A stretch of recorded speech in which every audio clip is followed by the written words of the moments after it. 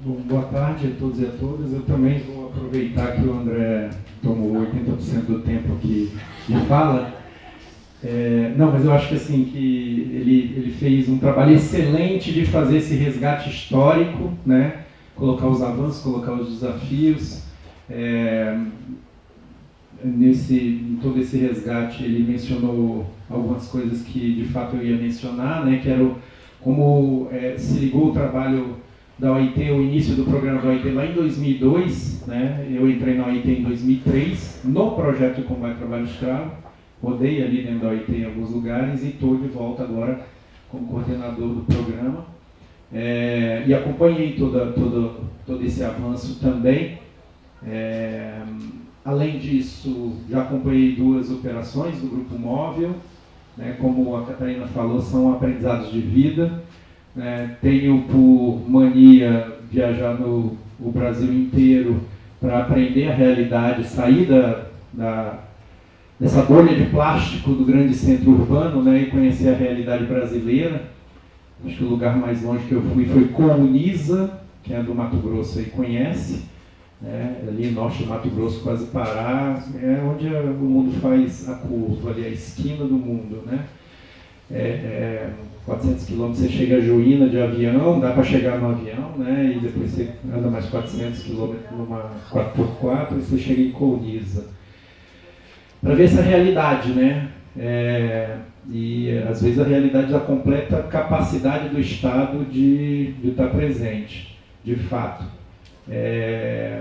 E isso tudo no trabalho anterior que eu fazia, para estar aprendendo como implementar um dos P's que a colega da DPU falou hoje de manhã, né, em inglês, né, mas prevenção, repressão, assistência a vítimas e articulação.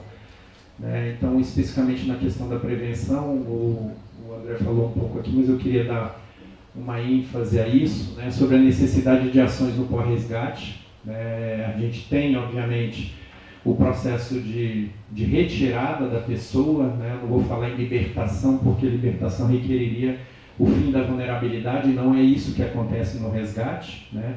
Ainda que seja um trabalho hercúleo, mas você liberta a pessoa, você tem uma primeira política pública muito importante, que é o seguro-desemprego, e essa necessidade que agora vem sendo contemplada, né, tanto na instrução normativa como na portaria, de que a gente faça uma conexão rápida com as políticas públicas de atenção a essas pessoas. Não posso deixar de mencionar o projeto Ação Integrada, que tenta fazer esse vínculo, né, nasce lá no estado do Mato Grosso, em 2009, né, quando era superintendente um colega da maioria de vocês, Valdinei Arruda, né, que como superintendente é auditor fiscal e articulador, né, então ele tinha essa natureza bem interessante, porque ele é um articulador nato, né? Ele consegue começar a pensar, né, em como acabar com a angústia que ele próprio tinha, né, de terminar o trabalho dele com êxito, afastar um trabalhador, mas não conseguir deitar a cabeça no travesseiro, porque ele sabia que amanhã ele poderia encontrar esse trabalhador no mesmo lugar ou em outro lugar. Então, por quê? Porque a vulnerabilidade não tinha sido atingida, né? Então, a partir daí, com uma simples ação de sair da caixinha em que ele trabalhava, né, como auditor fiscal e como superintendente que tomava conta da casa, né, ali da superintendência, ele também vai fazer esse processo de articulação com o governo, iniciativa privada, Sistema S, empresas, trabalha a questão de aprendizagem, né, tenta fazer a conexão entre todas essas coisas, para que, de alguma forma, o trabalhador, depois de ser resgatado, ele tenha algum tipo de atendimento, né. Naquele momento, e até hoje no estado do Mato Grosso, não conseguiu se fazer uma vinculação com a política pública, né, então esse é o primeiro ponto que eu queria tocar, né, como é importante que, de alguma forma, a auditoria fiscal tente ser, né, ou a superintendência tente ser esse ponto de articulação.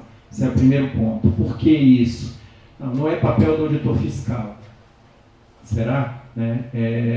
Será que a gente consegue de fato resgatar o trabalhador só tirando ele do local de trabalho? Né? Então, esse é o primeiro ponto, é a necessidade realmente de que a gente tenha esse ponto de articulação, que ele seja feito. A segunda coisa é a necessidade de que isso não fique restrito somente, né, a um vínculo com assistência social, porque esse trabalhador precisa romper o analfabetismo, ele precisa ser qualificado, ele precisa receber assistência psicossocial, a família também precisa, né, porque daí tem aquela relação de causa e efeito com o trabalho infantil, né, o trabalho infantil é causa do trabalho escravo, né, quando a gente olha aquele estudo da OIT 2005, de 2009, sobre o perfil dos trabalhadores egressos do trabalho escravo, a gente nota claramente, ali eram trabalhadores rurais, a média de início de trabalho desses trabalhadores eram 11 anos de idade. Né? Então, tem essa relação de causa e efeito, por isso a gente tem que trabalhar também a família, né? E óbvio que a ausência de um trabalhador que deixou a família para trabalhar, né, e que muitas vezes acaba até se perdendo e vira peão de trecho e abandona a família, também gera uma... Né, e a superexploração do trabalho escravo, mesmo quando ele não se isola da família, gera a manutenção do ciclo de pobreza que alimenta o trabalho infantil. Né? Então, estão vinculadas as duas chaves, e a necessidade de que essa vinculação seja feita, né, essa articulação seja feita a partir de algum ponto, né, para que a política pública consiga atender. Né? O Brasil é referência, e isso eu vejo de dentro da OIT, as demandas internacionais que surgem dos países mais diversos, para que a OIT faça ponte com a política brasileira em diversos assuntos. Né? Entre eles, saúde, educação, assistência social, trabalho e fiscalização do trabalho também. Né? Muitas delas relacionadas à temática de trabalho escravo. As políticas são lindas, são bem desenhadas, né? Mas tem a questão da federação, né? E tem a questão de quem implementa a política pública é o município. Né? E as estruturas que a gente encontra no município para a implementação dessas políticas públicas são precárias.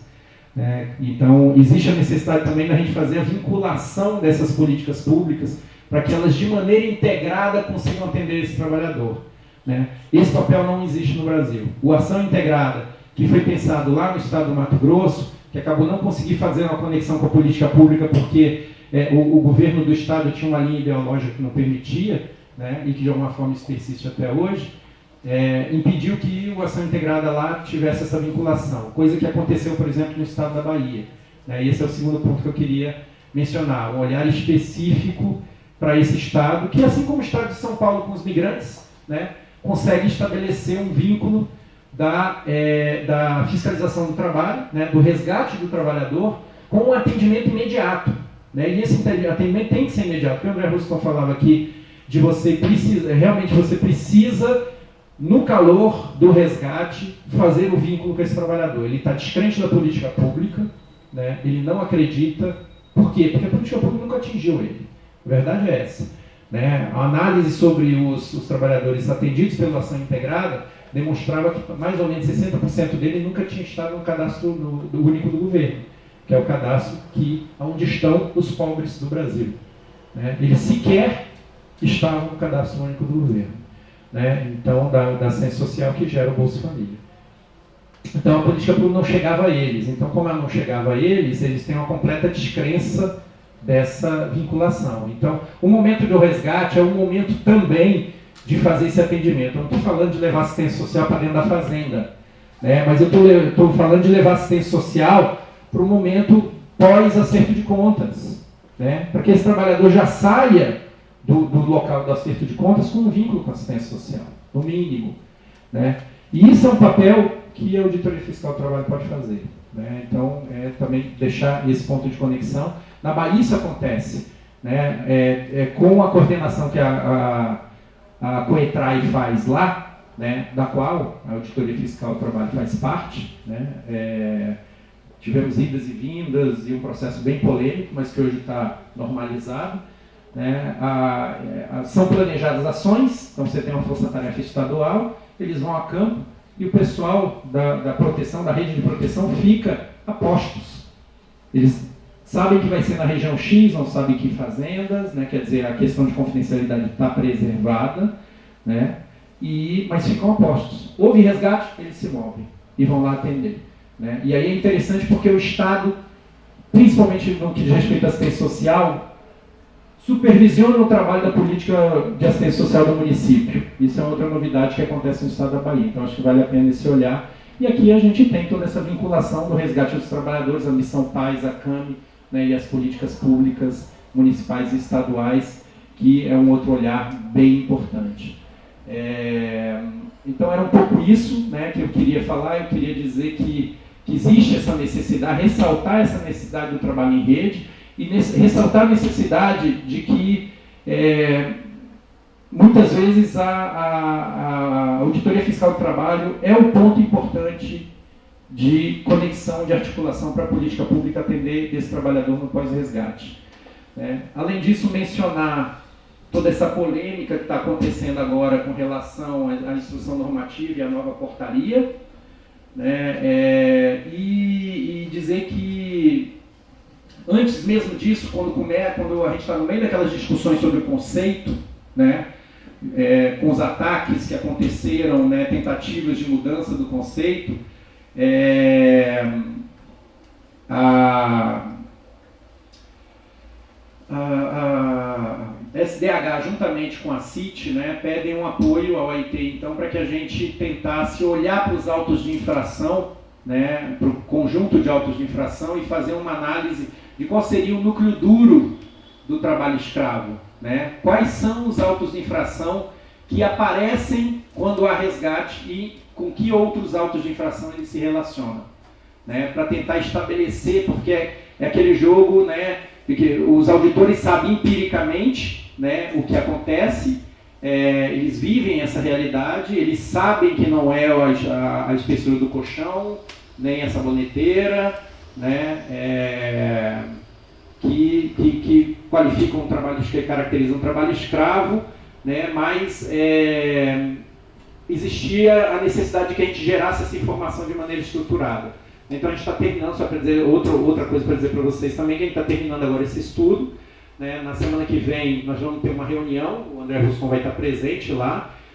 para discutir a formatação da nota técnica e constatamos alguma coisa que é muito tranquila, muito fácil de vocês que estão no dia a dia do combate ao trabalho escravo verem, né, analisando 2.331 autos, 2.331 inspeções laborais, né, a gente em 794 municípios brasileiros,